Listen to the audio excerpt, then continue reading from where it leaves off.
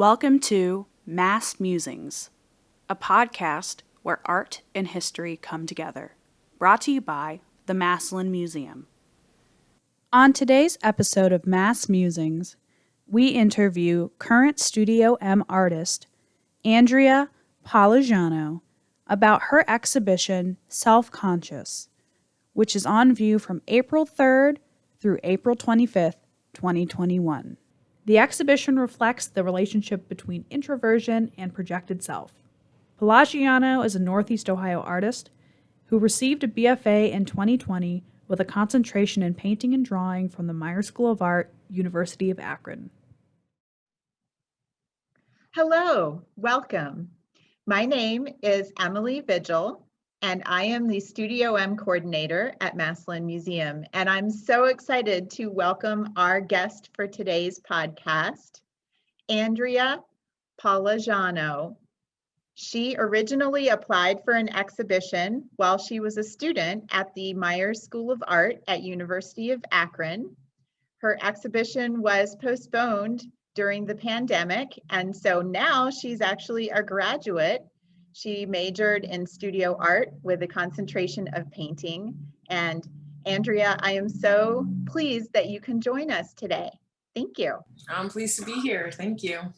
Another thing that is kind of cool is that it happened to also align with our NEA Big Read program. And this year at the museum, the Big Read book is Circe. And some of Andrea's paintings actually have imagery of from Greek mythology.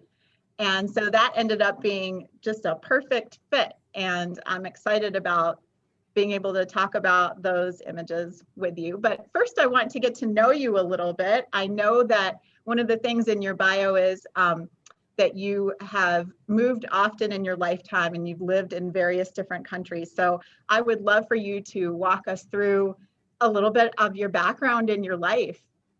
My dad's from Italy, my mom's from Thailand, and he's an engineer, so we kind of moved to wherever his job took us. So I lived a lot in the Middle East, Iraq, Iran, Saudi Arabia, but also, visited Thailand.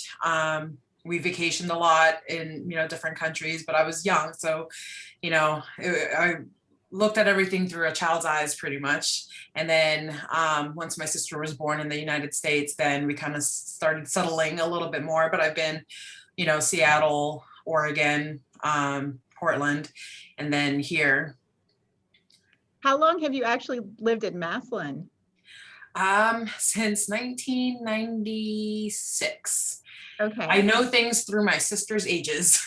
Oh, wow. Wow. Well, when I first met you and you came and visited the museum, I just felt an immediate connection with you because I've also have moved from different countries and grew up in Brazil. And, now that I'm in Stark County, Ohio, I feel like this is where I'm going to be for a while. Right. I had no choice in that.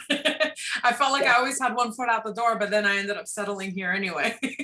Yeah, that's wonderful. So tell us a little bit about how your Italian and Thai heritage and your world experiences have influenced your artwork. Growing up in all the different places, I think that, like I was saying, I viewed everything through a child's eyes. So it was just like being a sponge and intaking everything, and then appreciating the differences between the different countries as well. In Italy, you're walking through history. The buildings all have a story, the artworks have a different story, but even like each region in Italy has their own pride and story of a certain region. And my dad is a walking encyclopedia. So I've always had mini lessons everywhere we went. And so it was always nice to like walk through the world and wonder in a way. And then you go to Thailand and everything is completely different. And it's all based on, the religion there and the way of life. And it's nice to see, the duality of having like a very mild culture amidst all of these like opulent like temples, you know, that are laden in gold and stuff like that. And there's a lot of symbolism everywhere that I went. And I felt like with each lesson, I always had like a little story, you know, that I would just add to my, into my mind and my imagination.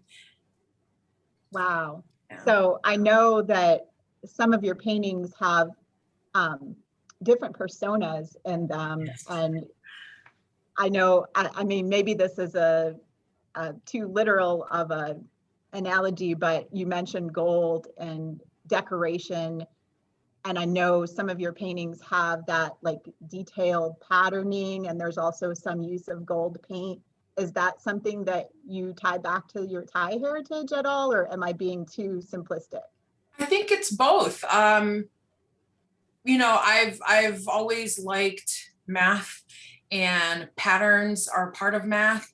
And so I think that somehow there's like a stability in that where you can calculate something and just know, you know, like I could sit there with a ruler, compass, and just, you know, create these patterns and have a mathematical solution in a way, and it's still beautiful, you know. And it started off with that, but then, you know, to learn about like even Renaissance artists using hidden geometries in their paintings, and then I made that connection. And you know, and then in Thai culture with the gold juxtaposed with, you know, the milder culture, I found that I was asking questions, but I found also that I took some kind of peace from that as well. You know, it was just, it was a fallback to be able to go back to the math and, you know, and just focus on the little pattern. And then as I'm doing a pattern, I'm like, oh, I can kind of add this in here or enhance this way, or kind of break away from a pattern in a way. And I think that that's, you know, the mixture of both, like you said, being very analytic and then just being, you know, driven emotionally or spontaneous, I guess. Wow. Well, I realized that I didn't introduce our other museum staffer that's here with us today. Hi, Anna. Hi, that's okay. So Anna is in charge of our social media. She's also an administrative assistant here at the museum. And she's going to be jumping in with some questions as well as we go along. So I didn't know if you wanted to go ahead and jump in with one of your questions too. Yeah, I had a question about what was the one place that felt the most like home to you out of all of the places that you've traveled and lived at? You know, it's kind of strange because I've been in the US the longest, but while I was younger, Italy was always the place that we went back to in between each country. So I think that took its place as home. But then Thailand had a different connection because it was a place that I was longing to go back to. You know, like there's also family there. And so even though it seemed like a vacation, it wasn't really. Like when we went there, and even though we haven't seen family in a year or two, it still felt like home as well. So it was like a different part of home. But in all of our travels, you know, as cliche as it sounds, it's home is where the heart is. And, you know, our little family of 5, that was home. You know, no matter where we went, that was, you know, your place of home. We were in countries of completely different cultures, different mentality.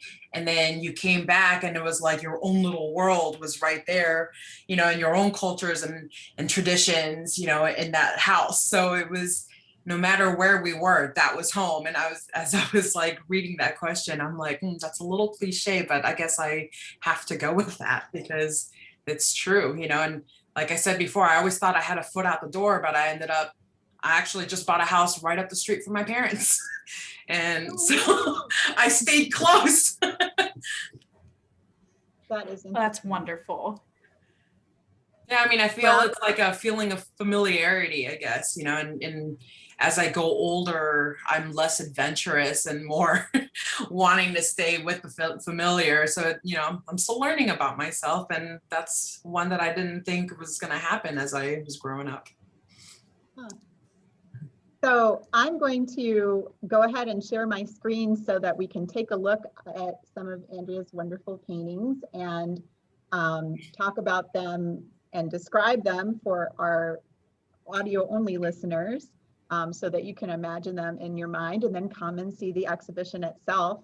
So Self-Conscious, her exhibition is on view from April 3rd to the 25th.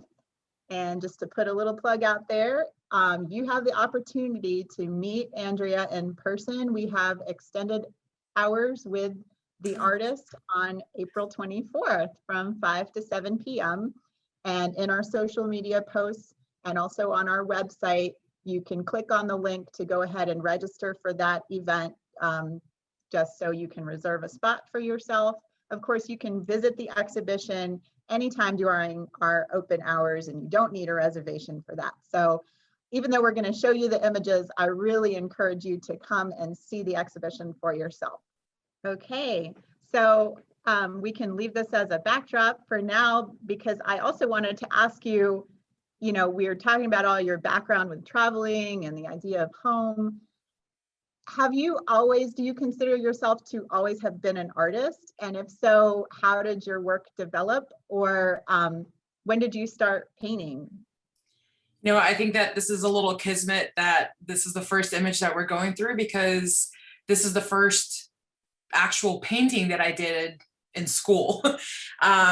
I mean, when I was younger, I had one painting class, and I never really felt like it was some, I was young, so I didn't feel like it was something that I was learning. It was just an activity that I was doing. But when I started art school, I was always working with charcoal and pencil, because that's all I knew. And this was the first time that my professor was like, do something different. Even if it's just black and white, just dive in and mess things up. And I think this is where I learned to love, what the materials will actually do for you. And so I started off with just what I usually do, which is, a female character. And then I built around that. And, Medusa was one of those things, one of those characters that I was always drawn to. So I was like, well, let me inflict some kind of drama in there. And, it just started developing from there. But I have worked that paper over and over and over again. And if you guys come to the museum and see it closer, you could see all the different layers and almost like thought processes that I've gone throughout that. But it took me a while to actually consider myself as an artist. I still feel like I'm a novice and always learning. And so it's hard to say that. And, having finally have my degree and saying, yes, I have that stamp of approval that I've gone through these courses, but I feel like there's still so much more out there that I haven't even touched on, that it's hard for me to be like, yes, I'm an artist, but I guess everybody's going through that exploratory stage in their lifetime, actually. And, it's hard for me to just actually say, yeah, I'm an artist. But also part of my personality is I like so many things. So it's always like I'm always jumping around, and so art was one of those things that was always very personal. And when I've been drawing since I was really little, and it was always a private thing. It was always like a meditative, I do this behind the scenes right before going to bed. My parents don't know that I draw a lot, or that I stay up till 4 o'clock in the morning drawing when I'm supposed to be in bed, one of those type of things. But then finally, when I started to study it more rather than using it as a meditative process, that's when I, had to think about more complex issues and stuff like that to depict. And, I'm still trying to find my voice in that. Well, I think you have a lot of wisdom when you talk about, art, the pursuit of art as a lifelong thing, because Yeah. it is, even though there are some people who are in the arts who don't have a degree. There are other people who have a degree and just continue. I think part of that pursuit is bringing it into your life as part of who you are, and just continuing to do it, and not feeling as if you've arrived at any certain point just because, okay, you've studied it for 4 years or 6 years or however long. So to describe for our audio listeners a little bit about the image that we're looking at, it's charcoal, pastel, and acrylic on paper, and you can see Medusa's face. She has one arm kind of up at her shoulder, but the drama that Andrea was describing is in the snakes that are in her hair. And there's one of them that has open fangs that's actually facing the viewer. So it's really coming out there. And you have a lot of contrast with rich black and then some snake-like patterns in the black, and then the billowing light colors of the dress that Medusa is wearing. So, and she's also facing the viewer. The next image we're going to look at is another portrayal of Medusa, and I'm going to let you describe this one, Andrea. In this Medusa, she is not black and white. She actually has a lot of color, but it's almost juxtaposed. You have bright, intense colors and also muted colors at the same time. She has her back to us. You don't see her eyes. In fact, I didn't even draw any eyes on her. She's gently pulling back her hair to show a spine that I have actually cut through the paper and braided it. And there's pattern all around, but then hints of snakes also enveloping her in the foreground. Wow. Well, I want to show people the detail of the cut paper so that you can see the watercolor. There's some weaving going on in the paper. So what gave you the idea to integrate that technique, or is it, how did you come up with doing that in, you know, essentially the backbone of the composition? That was actually something that I learned as a young kid in Thailand. So it was me pulling from my roots of, you know, how can I manipulate this paper in a way that is unexpected? And I remembered this thing that I learned about cutting a paper a certain way while we were learning origami and stuff like that. And it was a weaving through. And I just, in my mind, was like, I need to be able to incorporate that somehow, because, you know, it's something that I like to do, you know, geometry wise. And then it was also something that I have never seen before, you know, done. And so as I was doing it, I decided to do the curve, and I'm like, wow, that creates, even though it's cut paper and it made the paper softer, I wanted it to look stronger. So I thought, you know, the spine is like that too, you know, where it supports your whole body, but at the same time, one little kink in it and it just crushes your whole body and makes you very vulnerable. And I wanted that to be, you know, the representative of Medusa, where she is so strong but vulnerable at the same time. And so I thought it would be a perfect way to integrate that in there.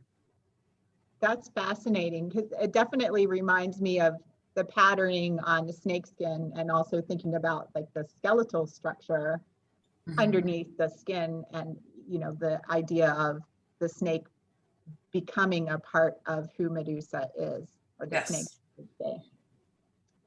Okay. So this is a painting titled Remember Me, and correct me if I'm wrong, but I believe this is more autobiographical than a lot of your paintings in this exhibition. Do you want to talk about that? And do you consider most of your paintings to be autobiographical, or do you consider that you're making characters in your paintings? I feel like all of them are autobiographical. You know, there's so many aspects to people's personality, and I feel like each character I create kind of represents a certain part of my personality.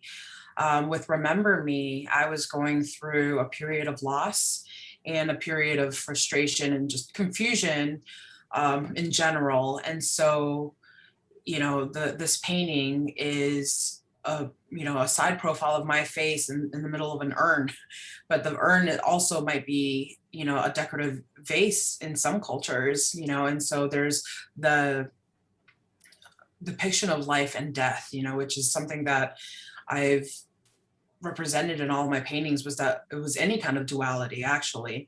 And then, you know, with the layering process of, you know, putting the different paints on there, putting different characters, I like to collage visually and mentally a lot. So it ended up being, you know, I have a lot of symbolism in there. I have, you know, a box full of toys that are kind of, you know, forgotten, but then one of the brightest points in the painting is a little ray of sunshine that is tucked away behind the urn, so I'm a little cheeky.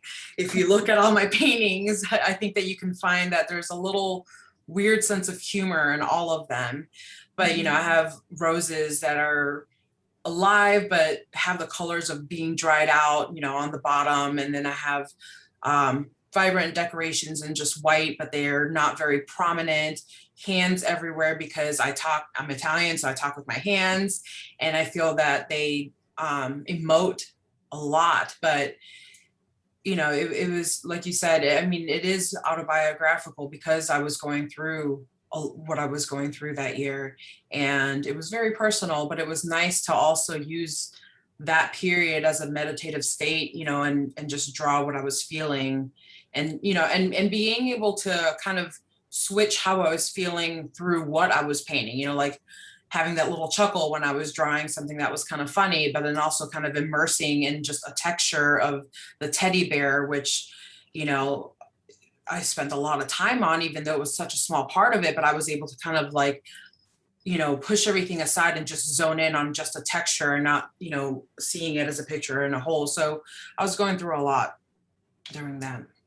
Well, I love lots of things about this painting. I love the gracefulness of the hands. I like how you've interwoven the different layers, allowed the paint, and there's a brown wash in the background that's kind of dripped at the bottom of the composition, and how the patterns weave in and out of it amongst the toys and the roses and the urn. And it's just, it's very layered. So I'm curious about your collaging process. Sure. I don't know if that's something, Anna, that you were interested in hearing more about, like how she comes up with her compositions. Oh yeah, absolutely. Yeah. Well, I feel like sometimes I start with little sketches. Sometimes I know exactly what I'm wanting to draw, and other times it's that blank canvas that you sit in front of and just, have so many different compositions in your head, but then don't really have the paintbrush onto the, canvas yet. And with this one, it was kind of like an amalgamation of everything, where it's, I love the pattern. So I started with this, and the color, I'm sorry, I started with this rust color because I was thinking, rust shows decay, but at the same time, there's this beautiful richness in its color. So then I'm like, that's a duality, and then I was doing a lot of self-portraiting during that year and that period. And so I'm like, well, I did so many where I'm just looking face on what it would be like if I wasn't able to look out into the viewer.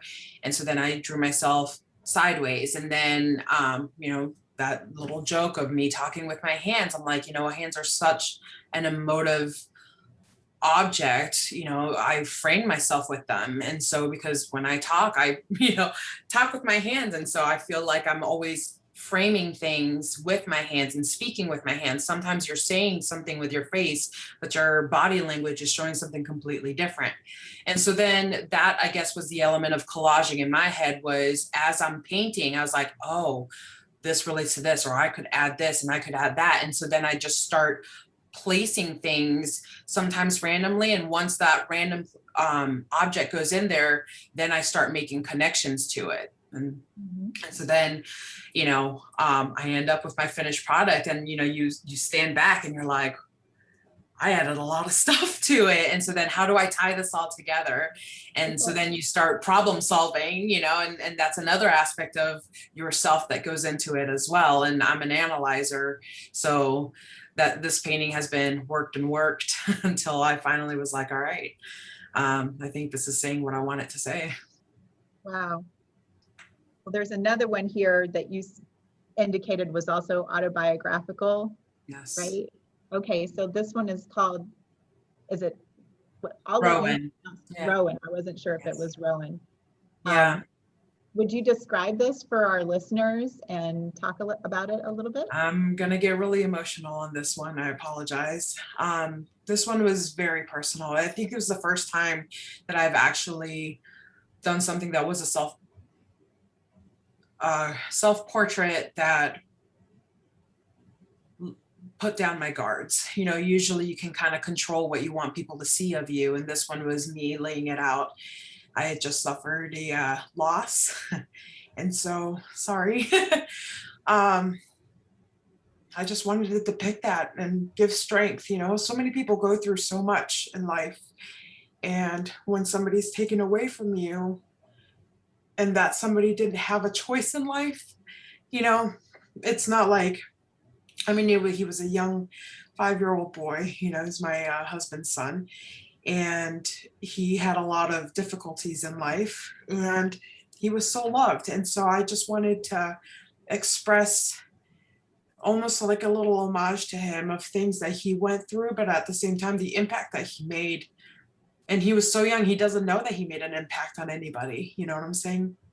And so I did add a lot of symbolism that other people, viewers would immediately connect with, but at the same time, personal connections that we had with him, like the stuffed animals.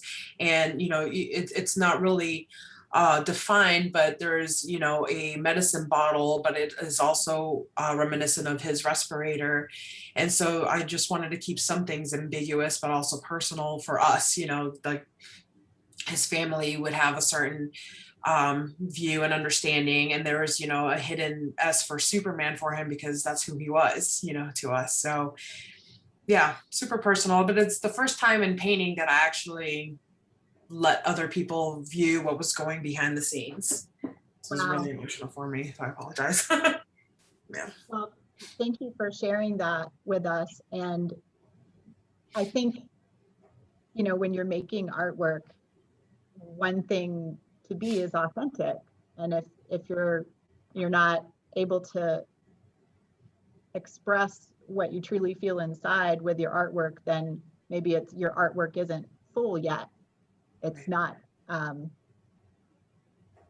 I just am glad that you're able to use this medium of painting to be able to express things that are very close and very important to you, and put them out in the world, because you don't know how,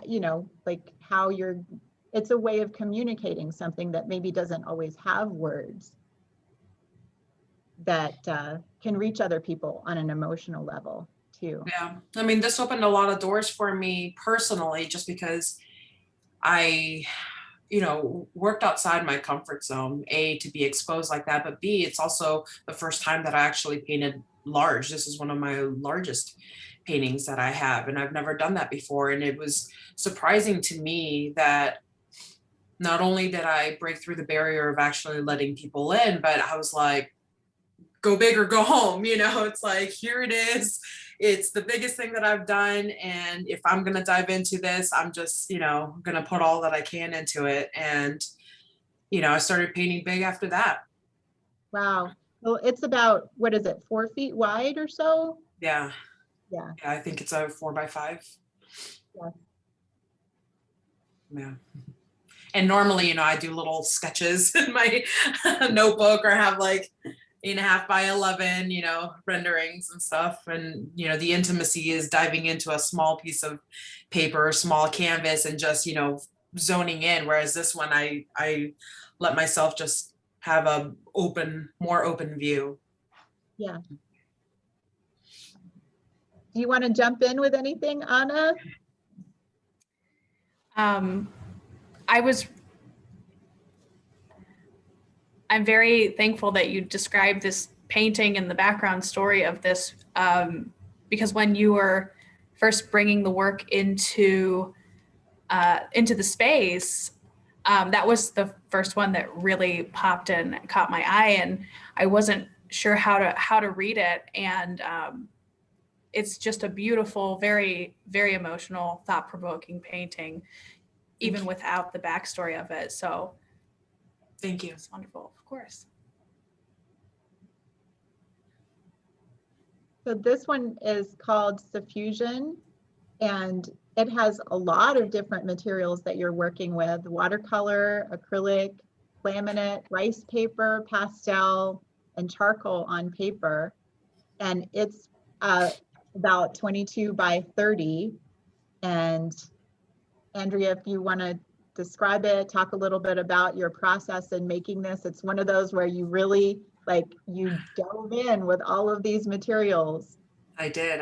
I started off with just doing an abstract background, and then I went in and added a figure, which in everything that I do, I always relate back to the figure. It's something that I'm very intrigued in. But in this one, there's a female and she's covering her eye and her hair is kind of strewn about. And I think it's, the inspiration from Medusa as well, where it's like the hair is uncontrollable. And so she is pretty much being suffocated in a way. And there's these hands that are coming in, kind of pushing her down, but she's also pushing herself down with her hand covering her face. And then there's a transparent yellow hand that's coming in, covering her face, and you don't really see it at first, but then you realize that it is just becoming her as well. And I felt that, trying out all of the different mediums was that feeling for me as well, whereas I didn't really know what I was doing with them, but I was trying to make them work. And I felt like I was drowning in my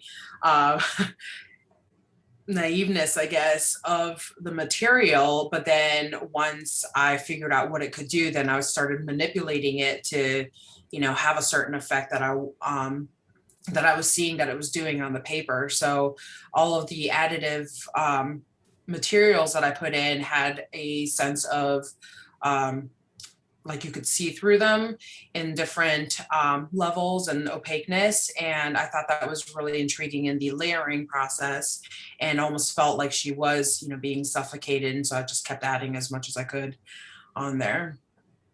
Well, when you see this one in person in the gallery, you can appreciate a little bit more than on a screen, because you see the color on the screen, but some of that, like just the material nature, is lost, that you definitely see when you see the image in person.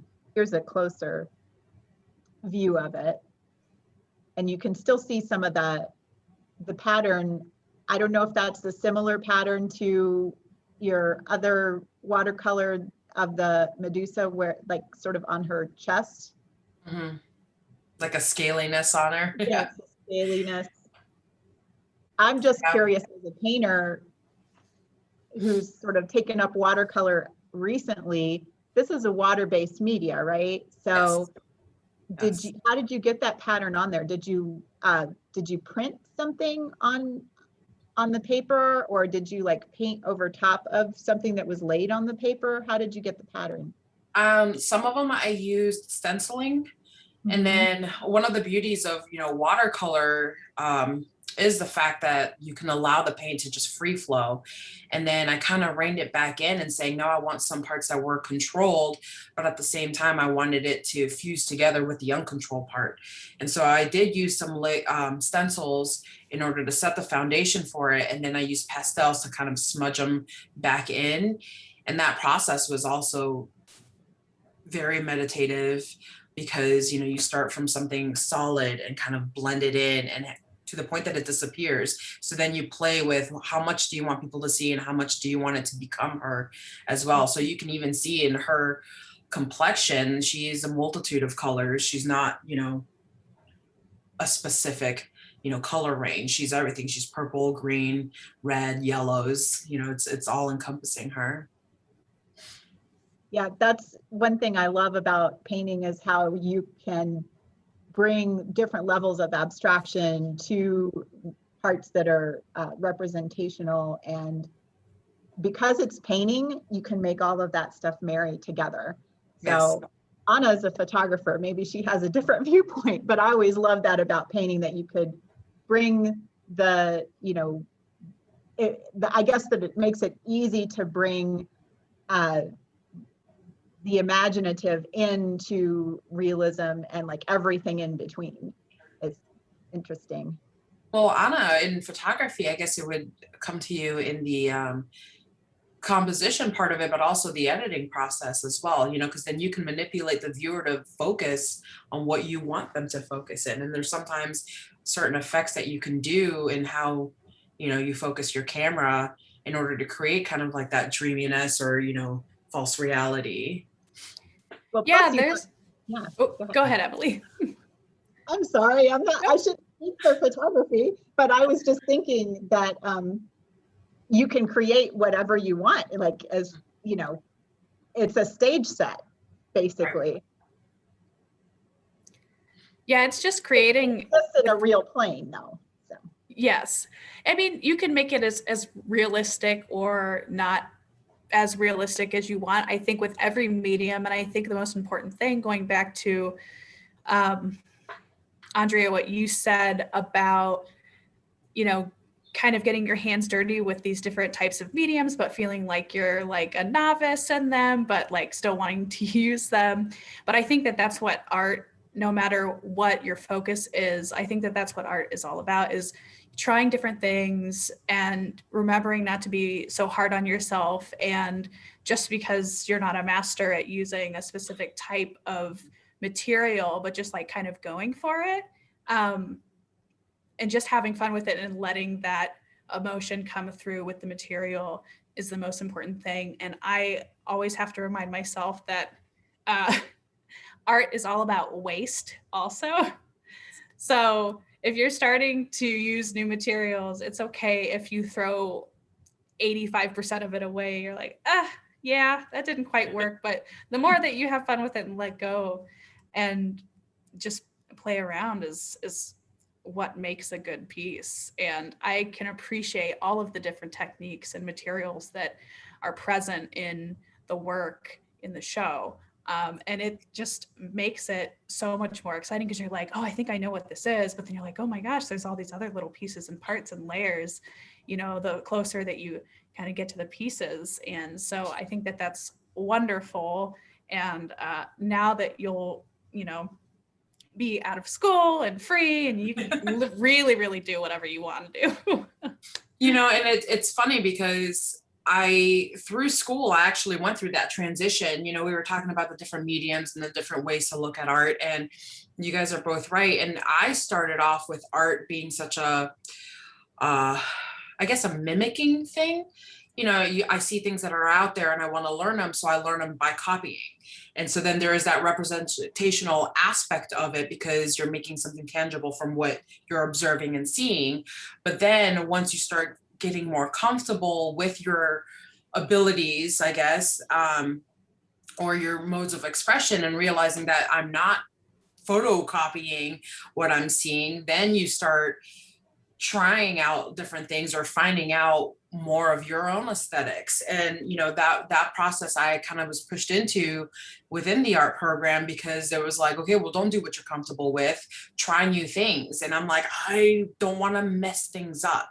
And that was the mentality that I had. I don't want to mess things up. But then I realized that the more I mess things up, the more I surprised myself in thinking that that wasn't a mess up. That was a growth. That was something that I'm learning, or that is something that I could apply to something else. Or I never realized that I liked collaging, or I liked ripping paper, or that I, you know, liked seeing things mucked up, you know, or like you said with waste, now all of a sudden that waste is like, I could use that for something else, you know, and then you become resourceful.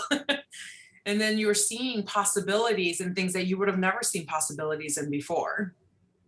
That's wonderful. I mean, you could say that that is almost like advice for your younger self, about how much you've grown, you know, since you started making artwork. And it's really a great approach to have, you know, moving forward, I think. So we're going to take a look at the next image here, and I'm going to let Anna, she had a couple questions about psychology, the field of psychology, yes, and how it relates to this exhibition. Yeah, so I was really interested in just kind of reading your artist statement and bio, and your interest in the field of psychology and sociology. And so I can definitely see some of that coming into the work, and especially with some of the more macabre like paintings, and especially like the one that's up on the screen right now. And it's very much my taste, because I love horror and like gore and all of that weird stuff. Like I am very much into psychology and sociology. And so the painting on the screen, which is Schizophrenia, that's the title. And then it's this female figure with a blue, long, cloaked dress sitting in front of two windows that have this nice pink light coming through them. And then there's just this crazy cool pig head on their lap that's just very maniacal looking. So I want to hear more about the influence of this painting and the paintings that accompany this as well, because this pig figure is repeated in a couple of your pieces. So I was really interested to hear more about that. Yeah. Well, ironically, I am not a huge fan of horror movies, but you know, it's my husband is, so it's almost like that yin and yang. And the pig mask started off as like not an inside joke, but it was an inside joke because he uses that in his photography. He's a IT by day and photographer by night, and he's into, you know, the whole like hard rock, you know, metal scene and like, you know, gore, stuff like that. But for me, it was more of the intrigue of mystery, but I can't do horror because I immerse myself so much in to these characters that I'm like, I can't, you know, like you feel that panic and that suspense. And for me, it's a bit overwhelming. And so the pig mask came into play because, you know, it's something that we have in our home. And I have a lot of friends with kids. They come over and it is amazing to see the reactions of these, you know, toddlers that are seeing something that's supposed to be frightening. And here they are being intrigued by it and then playing with it, you know? And so that for me was really intriguing to see that something that had one intention ended up being interpreted a completely different way. And so the pig mask became a way of talking about how, like, you know, what we show people who we are, is it being interpreted the way that we intend it to be interpreted? You know, some people will be like, oh, it's a pig, it's cute. And then other people are like, wow, there's a gash in it, it has dark eyes, or there's these textures on it that are creepy, but it's still a pig, you know? And so that actually started venturing into the whole depicting different personas in a way that you don't know how to interpret it. Like you don't know because if you look at the girl, you know, she's a stereotypical, you know, cute, blonde, blue-eyed girl, but then you realize that she's expressionless in a way, you know, and then you look into her eyes and it's like, oh, she's peering deeper into my soul than the pig mask is, you know, and so then the focus keeps shifting between who is the antagonist and who is the protagonist. And that is something that I wanted to dive into. So I started using, like, you know, colors that made it feel a little bit more eerie. And then, you know, like you interpreted it as she's wearing a dress when really he's wearing a hoodie that kind of blends into the background, you know. So it's interesting to see also what you're picking up on it. And, you know, she has her hands on his shoulder as if like she's pushing him down, or is she in cahoots with him that, you know, they're a team? You just don't know. And I think that changed my trajectory in painting, especially when I'm, you know, trying to dive into certain issues. I like the fact that there is no answer to it. And so then the more I enjoyed that, the more I started making paintings where I'm throwing in, you know, double entendres in a way where like people are like, oh, I don't know what I'm supposed to be thinking. I don't know who I'm supposed to like or who I'm supposed to side with.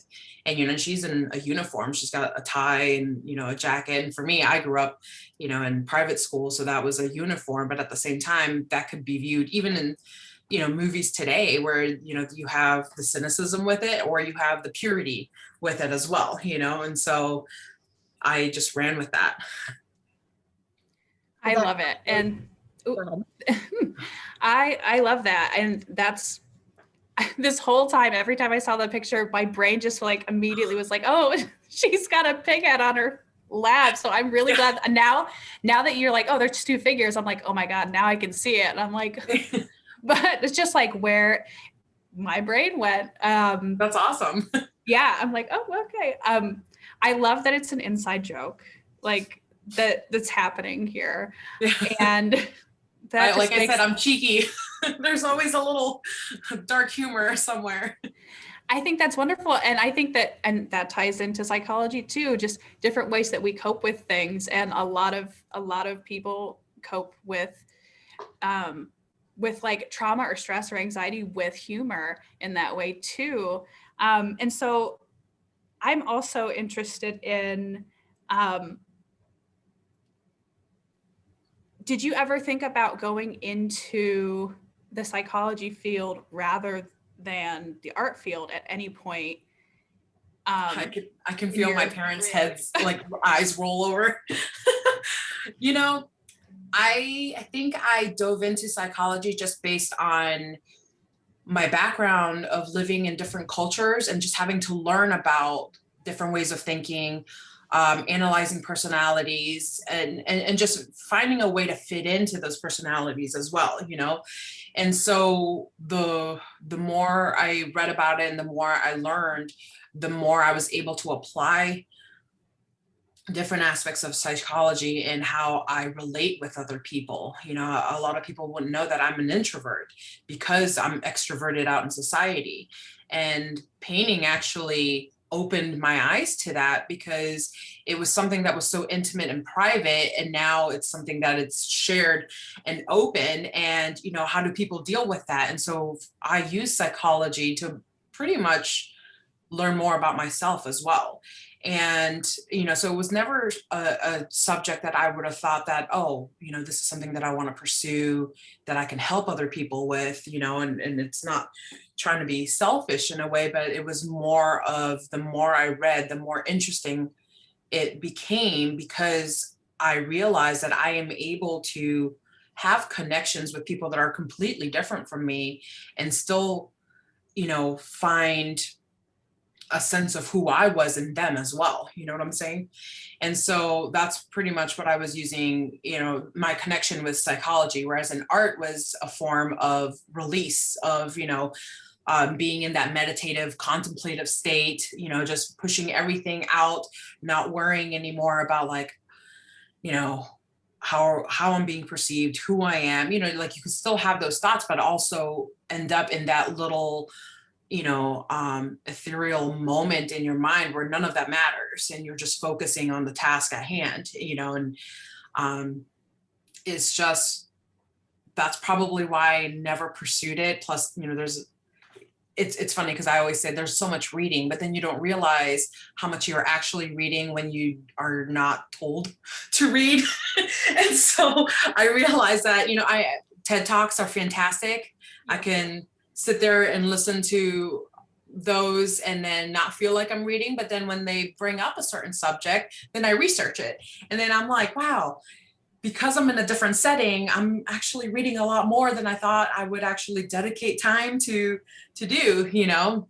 And a lot of the art history courses that I've taken tie a lot to psychology and, you know, the progression of society. And that actually was something that also intrigued me, and I didn't know it intrigued me until I heard it, you know. So it's one of those things where, you know, it wasn't like, oh, I am pursuing a certain research. It was more like the research found me. Wow. Well, that's fascinating to hear how you sort of intertwined your art and interest in psychology and grew together. So what do you think is next for you in your artwork? You know, I'm really enjoying this whole duality and pig masks thing. But I think it's more of that self-expression of, you know, not really knowing what you're looking at. I think I want to dive into that a little bit more, where I'm still being expressive, but I am not relying so heavily on symbolism. So I want to kind of explore more of that abstraction. and see if I can break away from, you know, having to define certain things to feel grounded and like, you know, everybody wants to have other people kind of understand them, but I think that I'm shifting from that to that's not the point that I want to make. You know, art is for everybody, and so I shouldn't have to sit there and kind of spell out certain things. So I'm interested to see how I can just, you know, let go of that and express myself in a different way. But So that's I know on your Instagram feed, you shifted gears at some point in the last year or so to promoting your cookie decorating business, which is like very different, but yet also has ties to your creative work in that you have some mad cookie decorating skills, like amazing. And I definitely see your sense of humor in there too, which is kind of cheeky, like an off the wall. And even though it's really different than fine art, I just wanted to give you a moment to speak to that. I have another friend who she was part of our MFA program when I went to graduate school, and she also is a painter, and she also makes these amazing cookies. Oh, that's awesome. Creates them. So I was kind of like, maybe there's something there. Like, is that something that you see your like a different aspect of your creativity going into, or how do you feel about that? I feel like it's a different form of expression in a way. I mean, but it's also, I guess, another different aspect of my character. You know, like I said, psychology found me, so did the cookies. You know, I mean, I graduated during COVID. I was home, and you know, and so you start like learning different things. You know, like that joke where, you know, everybody's making bread now. You know, and so, but then you have the time to actually be able to learn more about that field. You know, and so it started off with my little niece turning 2 at that time, and I wanted to do something nice for her. And it was one of those things where I'm like, okay, I'm going to make cookies for her. And then I was like, I'll make sugar cookies. And then the more I looked into it, the more I realized that there's this whole world out there of cookie decoration. And I'm like, wow, the possibilities are endless. And then there comes my competitive and cheeky side. And I'm like, I need to learn this. And, you know, that was the same thing with art, was like, oh, I wanted to mimic this. I wanted, you know, this brought me joy. And so I'm mimicking it and I am copying it. And so then that's how it started. And so then the more I dove into it, the more I realized how complex I wanted to make it, because now, you know, she's my baby and I want only the best for her. And so I was like, I need to perfect these cookies for her. And so in learning the process, I really found joy in creating things that connect to other people in a different way. And so, you know, we were joking about my one friend was going through a hard time, and I made him lemon cookies. And it's like, you know, when life gives you lemons. And so I did like a lemonade stand, and all these lemons had like sour faces on them and happy faces. And I was just like, you know, again, that cheekiness where I'm like, even though you're down, we're going to make you smile through, you know, your sadness right now. And for me, that I think it's funny that that's what cookies did for me, you know, and it was another form of expression and another outlet of creativity, you know, because now you're forced to not only, you know, succumb to the baking gods, but you also have to learn a new medium and how like these colors interact or don't interact, you know, while you're painting on them. And you're really restricted to, you know, like, you know, in art, there's so many different mediums now. And in the cookie world, there's, you know, like, okay, well, here's your food color, you know, and so you're like, oh, how am I going to manipulate this? And so then it's funny that it ties into my color theory in art, and knowing that, you know, with oil paints, you can't just mix, you know, a red and yellow and get an orange. You might be getting something completely different. And with the food coloring, it was the same thing. You know, you might have a blue, but you don't realize that the blue is made up of all of these other colors. And so then I started becoming a little bit more technical in it, and it was fun to try to manipulate things in a new way. And I didn't realize I was doing that until a little bit later on, when I tried to do more complex designs, like my sister's Harry Potter cookies, kind of dove into that one. Wow. Well, I love how your art, the relationship with art in your life is like a very full thing. And it's also a very accessible thing that anybody can, find something that piques their interest. So, Anna, did you have any more questions you wanted to ask? I was going to ask, when you make the perfect set of cookies for whatever occasion, I feel like if it was me, I know that I put so much time and energy into it, and then you're like, oh, someone is going to eat it. Like, oh no. It's funny because everybody that I've made these cookies for were like, we didn't want to eat them. And I'm like, no, but they're made to be eaten, and it's kind of like how art is for some people. It's you make it so that people enjoy it. And I feel that that's funny because it really juxtaposed like who I was, because I'm like, things that were so personal became something that was, it should be shared to everybody. And that's how the cookies were, because as much as you make them for everybody else to enjoy, you also criticize yourself because you're like, did I get the flavors right? Is it too dry or is it too this? And then those thoughts come into your mind. And it's the same thing in art with me. It's like, what are they going to think about this? Or are they going to see that I messed up here? Or are they going to, criticize something that it wasn't intended? Or, and the cookies were kind of like that too. And for me, it's like, no, please eat them, and it's like, they're meant to be enjoyed in multiple ways, just visually and, when you eat them, who doesn't like cookies?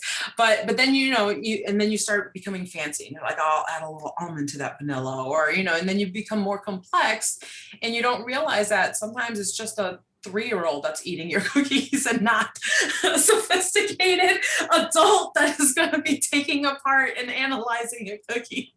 So, but it's the same thing with art. And in fact, when I first met Emily, you were telling me about how, like, with my artwork, you didn't know how your daughters would translate some of the, the pig masks and stuff like that. And I never really had that in consideration because I know that I didn't have any mean intent or like negative intent in those paintings, and it wasn't meant to scare, you know what I'm saying? But at the same time, they are scary images. And I guess that's part of being a little naive in my artwork, in the fact that anybody can see these, and even though I did most of them in a scholastic setting, I didn't realize that, even in school, you have tours that come through and people with families, and here you have, life drawing artworks, and then, like macabre stuff, or then, topics that are very deep and maybe not right for certain, religions, age groups, certain characters, and communities. And so, I don't know, I'm getting lost now. But yeah, so I think that that's something that I'm trying not to be too conscious about, because self is a form of expression, and, the negative comes with the positive as well. I think the most important thing is to be authentic to your studio practice, and when it comes to the macabre or sensitive topics like that, sometimes you need, like, it's better not to shy away from it. If something is like causing you like, maybe that's what you should be painting. Right. You feel that sense of like being too guarded about it. Sure. Maybe not show everybody, or maybe disguise it in a way, or maybe, but that boldness, I think, is really important. As far as like the audience, you can certainly consider the audience. Now, with my children, like one of my daughters is really into sci-fi and like scary stuff, and the other daughter is really sensitive, like overly sensitive about it. So I don't know where I'm going with this exactly, but I think a lot of the interpretation of your work really is in the hands of the viewer. and like what they bring to the table. Sure. On the other hand, you were talking about the mask and how like kids will pick it up and they play with it. So Yeah. like there is, you don't know what is, it really comes to what is the person who's seeing your work, what are they bringing to the table, like what are they, and as long as you have expressed what you need to express for yourself, that's really important, and you shouldn't be hiding that or putting Sure. that And yeah, and I think that that's something that I've been learning through this whole process is that, and you know, it's the underlying theme of all my painting, I guess. It's the, you know, you said authenticity, and that's what I'm questioning. You know, we talk about psychology and, you know, what you want other people to see of you, how you're supposed to behave in society, who you are. And I feel like I am a bold personality, but at the same time, sometimes you have to kind of compromise and restrict that depending on your, you know, situation and environment. And so for me, I was going somewhere with this. That questioning of authenticity, because you're a sponge getting all of this information and influences from everyone else. And then at the same time, having that little voice in the back of your head of, you know, how is it being interpreted, or how is it being seen, or are you revealing too much of yourself that you don't want other people to know about you? You know, that's a constant struggle that we always go through. And so, you know, art in a way also is a very contradictive, you know, like definition of art. You know, some people find it that it's very self-serving, and other people find it that it's more, you know, expressive to give information and to pull together communities to view things a different way. So it's almost like life-changing, you know. And so where's the balance between that, where something could be so personal to one person could be completely offensive to someone else? So then do you consider that in your artwork, you know, or do you say, no, I know what my intentions are and I'm just going to move forward and do me, you know, regardless of, you know, irregardless of that? And so I think that that's why all of my paintings have that, you know, you don't really know. I mean, I guess you can put a theme to it, obviously, but you don't really know who you're directing it to, you know? Or like who your audience was meant to be. I think that that's something that just was a byproduct of the way of what I'm painting about. Wow. Well, I'm glad we kind of got it back to the concept of self-consciousness, like the concept of the title of your exhibition. Mm-hmm. Anna, if you didn't have anything else, I think we've had a great conversation here today. Did you want to add anything, Anna? No, I think I've got all my questions answered through the conversation. It was wonderful speaking with you and getting to know you a little better and learn a little bit more about the work. And if you would like to just shout out your social media handle so people can go and follow you, and then your website, if you have that as well, so people can check out more of the work after they come into the museum and see the show. Sure. A lot of it, the hodgepodge of things, you know, cookies and painting and cooking and other photography stuff is all on Instagram at Anya0024. It's ANYA0024. And then my website, it's AndreaPalagiano.com. Don't go there yet because there's a bug on it.